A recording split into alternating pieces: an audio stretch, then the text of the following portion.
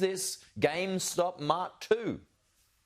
Hey, good morning. That's what the Redditors would like to think and they could possibly achieve. And hey, maybe they will. I don't think anyone would have predicted the GameStop saga only 2 or 3 weeks ago. It very much is the case, though. The GameStop share price down about 28% as we speak. It may well be the end of that trade, although it's also too soon to know for sure. But silver seems to be the next one. They're looking for low liquidity trades with high short interest. In other words, a lot of people betting on prices going down. And it seems like they've identified silver as potentially their next stop, although it's also fair to say plenty of people are looking right around the market now, trying to find the next best place to make some money. Yeah, I mean, but silver, isn't it, you know, over the course of time has been a relatively safe investment for people, just as gold has been?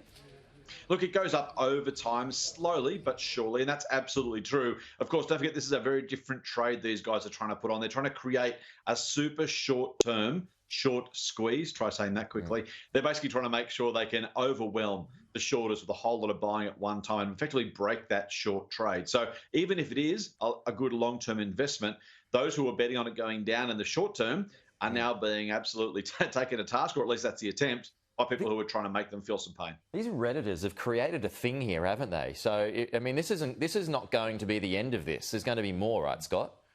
I think that's right. So I think if the method they've stumbled upon and discovered, identified, whatever you want to say, if you can get enough people to support this idea and find the right candidates, that is effectively what they're trying to do right now. We should say, too, here at home, stocks like Blackmores, Treasury Wine Estates, and the new Unibay Rodamco Westfield, the business that bought Westfield from Frank Lowy's group, effectively all went up over the past 2 or 3 trading days as a whole lot of people closed those short positions, fearful they might be the next target. So they've definitely created not only real issues on a couple of stocks or a couple of assets, in particular GameStop and then silver, but they've also created a whole lot of kind of ripple effect where, to some degree, this very activity is stopping their potential gains from others, but also pushing some of the short sellers out of the market, fearful they might come under attack as the next target. Yeah, we'll talk about investments and safe investments. It would appear that houses, in capital cities anyway, are as always the best investment, and they're soaring to new highs at the moment.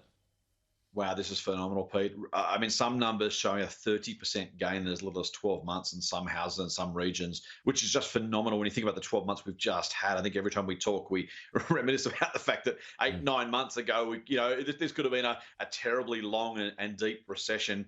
It turns out that house prices are well and truly back. Over the weekend, clearance rates in the major capital cities hit 81%. Almost 900 auctions taking place. That's up a full 20 percentage points on the same time last year. Now, is this the beginning of a new normal or an aberration? Probably a bit of both.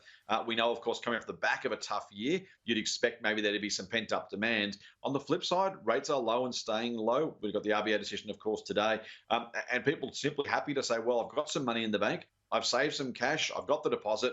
I want to go and buy a house. My job feels safe again. And so we're seeing a lot of people rush back to the market. That's pushing prices up a long, long way. Hey, just quickly, Scott, any changes expected in that rates decision? I'd be remarkably surprised, Pete. Yeah. The RBA's done everything they can to say, hey, we're low for long. Look, we might start to see wording change, which might give us a sense of what might happen 6 or 12 months hence, but nothing today, no. Okay.